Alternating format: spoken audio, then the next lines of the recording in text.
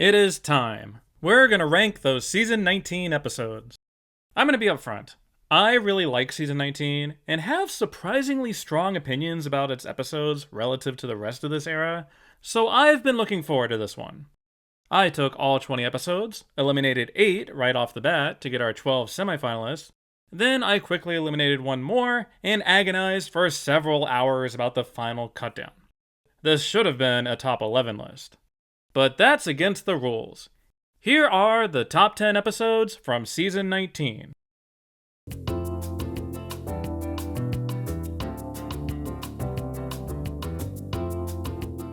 E Pluribus Wiggum is sneaking on here because I love the Ralph runs for president storyline. It is one of the most illogically stupid concepts the show has ever attempted, and they lean way the hell into it. I respect it. Ralph is a pure soul who we, the viewers, all love already. So why not throw him into the eye of the hurricane of rabid reporters and self-serving political parties? This really does capture the mania of election season, the constant hype cycles and clout chasing.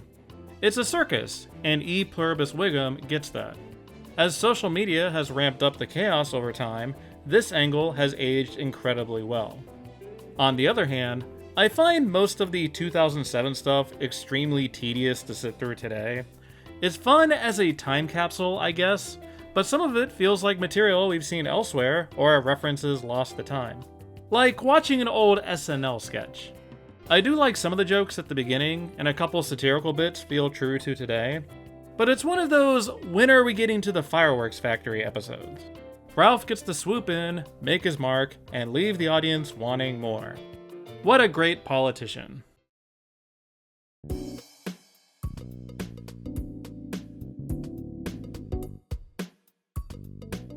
Conceptually, Midnight Towboy is your standard Homer gets a job plot, arbitrarily picking tow truck driver out of the sky and walking us through trite on-the-job activities. However, for such a stale format, you gotta give them credit for executing it in an extremely offbeat way. Let's take Homer to Guidopolis for this plot. Let's make the guest star job giver a total whack job who locks people in his basement. Let's have Maggie save the day. The jokes are fairly strong overall. Love these Moe scenes serving white paint and lobsterpolitans. Then we have the Homer mudflaps, Bart skateboarding, Marge kicking this lady in the crotch. There isn't a ton to this B-plot, but it packs a lot of entertaining content into its short runtime. Marge cradling that sack of potatoes is hilarious, yet sadly pathetic. Maggie so rarely gets to participate in the plot, and her Act 3 quest does inject a spark into an otherwise dusty plot concept. Midnight Towboy is one of those that I rarely think about, but every time I watch it, I remember, oh yeah, this thing is actually kinda nuts.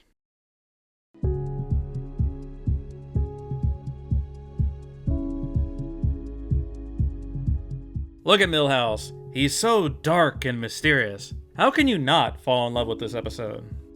Now, I don't really care about the Kirk and Luann aspect, them getting back together and the intrigue about being lost at sea. I think we all know that the writers don't care about them enough to actually kill them off. But it's totally worth it for this Milhouse character study, seeing him go through it and how his numb depression somehow draws people to him. Thankfully, it's played just silly enough to not be a giant bummer, with Bart's jealousy and how he inadvertently makes him even more likable and sympathetic than before. Bart, you always gotta make it about you. It's another instance of Milhouse becoming more successful, causing cracks to appear in Bart's facade. Don't care for its ending, but whatever, they're back. I also dig the B-plot, how petty Marge gets about hiding her eyes from Homer. Some might find it annoying, but I think it's really cute. The kind of frivolous trifle that couples bicker about. It's a strange plot idea given the series' art style, but we will always know that if we zoom in really, really close, there is a microscopic dot of hazel in there.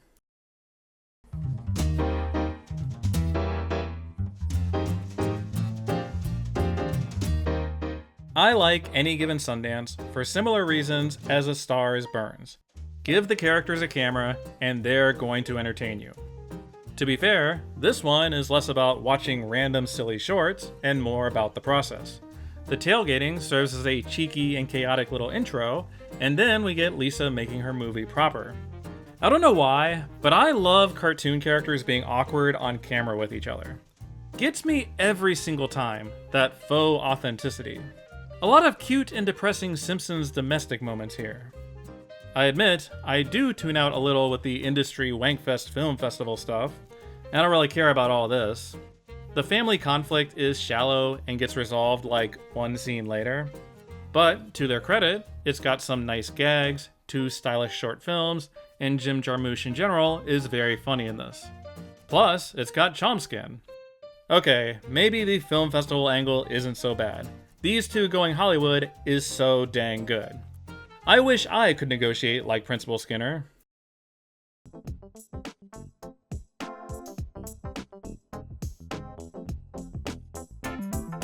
Is All About Lisa basically a poor man's Bart Gets Famous? Yeah, pretty much. This does hit some extremely similar beats, with a crusty internship morphing into becoming the star of the show. When Bart is auditioning at the beginning, was definitely having some deja vu. But I like the spin that Lisa's character provides, that she ultimately loves the spotlight and becomes an applause junkie. See, this is why we shouldn't give middle children attention. They might start YouTube channels. Lisa and Krusty have surprisingly good chemistry together, how he takes advantage of her hard work and eagerness.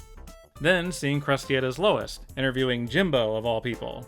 Take that, Carson Daly!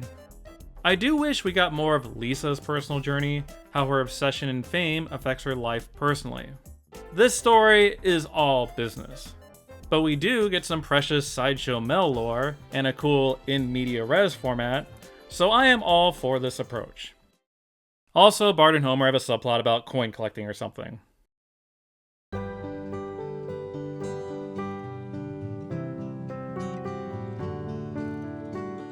I am such a sucker for a boy and his blank plots. I watch Bart raising this calf, and my heart melts a little, like butter on a well-seasoned steak. Okay, so Apocalypse Cow doesn't make the strongest statement about eating meat. It does satirize some of the grosser aspects of the beef industry, but if you were hoping for Bart the Vegetarian, you might be disappointed. Still, I like the personal angle for someone like Bart, that Bart brushes up against these issues and relates to them in his own way. It's fun seeing him try out new skills and enjoy something so off-brand for him. Mary Spuckler is a great character foil, and, given their chemistry, I can see why the writers brought her back. Zooey Deschanel brings a lot of rustic charm and wit to this role. Unlike last year's Marriage Scare, this Act 3 wedding is played light and wacky enough that you can just enjoy the Spuckler shenanigans and wait for the scheme to unravel. Love how Marge saves the day, and we get a taste of Homer danger at the very end. Laughter House, he must be talking about Apocalypse Cow.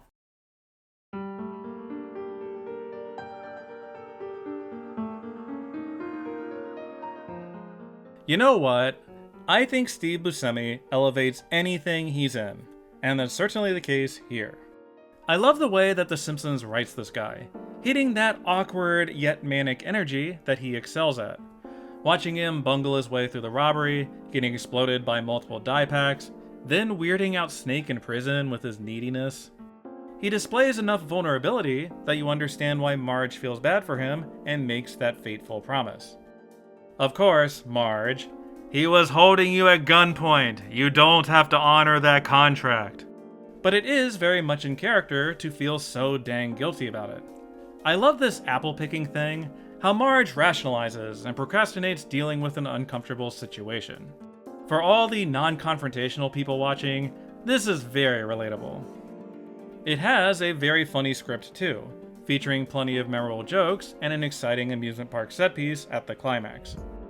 Yeah, sure, it's another one of those Danger Act 3 plots, but it integrates its strong character writing into its action sequence as well. This episode truly is a hidden gem for all the Marge fans out there.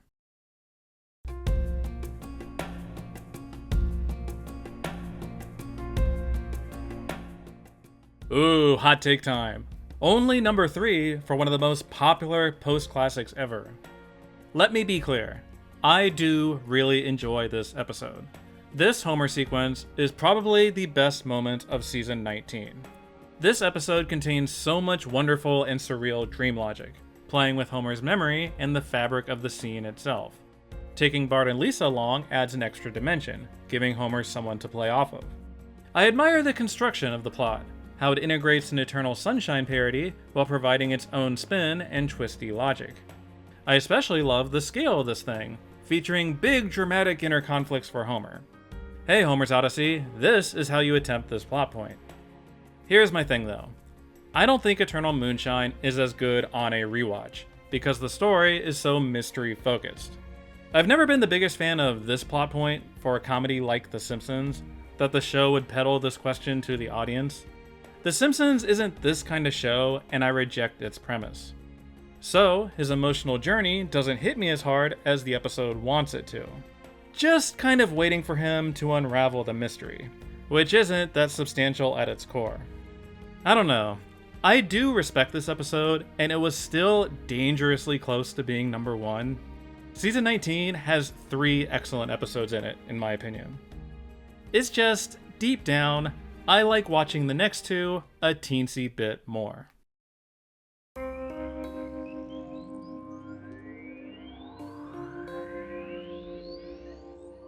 I frickin' love The Departed. This episode rules.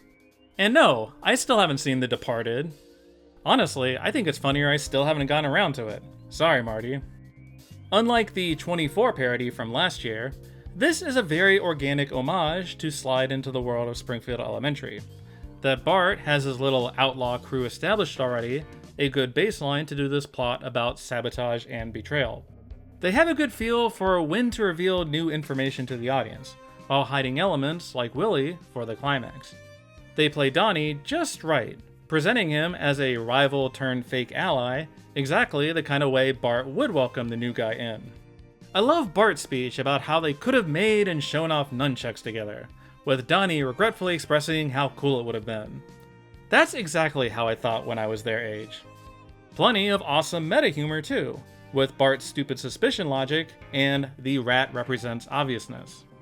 And hey, it has a very funny B-plot too.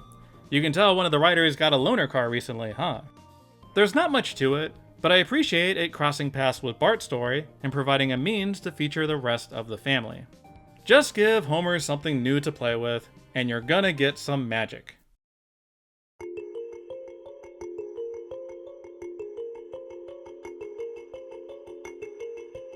I thought really hard about this, and I'm going with my gut.